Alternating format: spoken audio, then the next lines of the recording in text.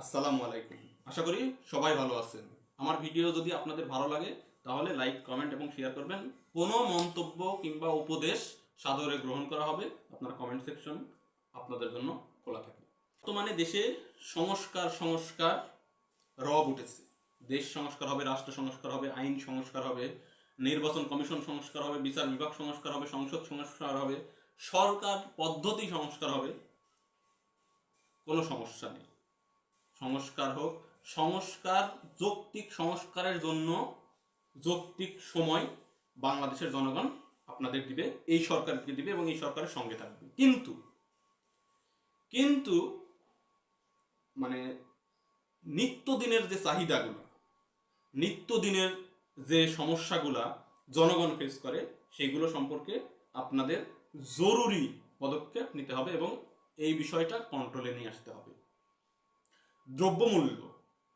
দ্রব্যমূল্যের যে ঊর্ধ্বগতি, বিশেষ করে সরকার পতনের পর বিভিন্ন সিন্ডিকেটে যারা নেতৃত্ব ছিল, এখনো হয়তো তারাই আছে, কিংবা তাদের পরিচালিত বা নিয়োগকৃত লোকজন আছে, তাদেরকে সরিয়ে এই দ্রব্যমূল্যের যে ঊর্ধ্বগতি চালু হয়েছে, এইটা আপনাকে নিয়ন্ত্রণ করতে হবে অবশ্যই।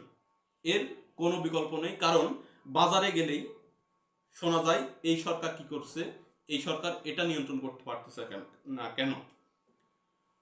অন্যান্য বিষয় আপনারা সংস্কার করেন দ্রুত, কিন্তু যেগুলা প্রতিদিনের বিষয়, দ্রব্যমূল্য নিয়ন্ত্রণ করা জরুরি হয়ে পড়েছে খুবই। এর সাথে আইন শৃঙ্খলা বাহিনী প্রত্যেক দিনই দেশের কোথাও না কোথাও বিভিন্ন দাবিতে আন্দোলন হচ্ছে, কিন্তু আমরা দেখতেছি প্রশাসন নীরব ভূমিকা পালন করছে। এর থেকে আমাদের বের করে নিয়ে আসতে হবে, দেশকে সুশৃঙ্খল করতে হবে, আইনের শাসন প্রতিষ্ঠা করতে হবে, সবকিছুই করতে হবে। কিন্তু আমাদের যে জনগণ বাইরে বের হলেই, রাস্তায় বের হলেই যে সমস্যার সম্মুখীনগুলো হচ্ছে, রাস্তায় বিশৃঙ্খলা, রাস্তা অবরোধ করে, যে কেউ রাস্তা অবরোধ করে আন্দোলন করতেছে অযথা। দ্রব্যমূল্যের বেগুন, আলু, পেঁয়াজ, মরিচ, মরিচের যে ঝাঁজ, এই ঝাঁজ কমাইতে হবে।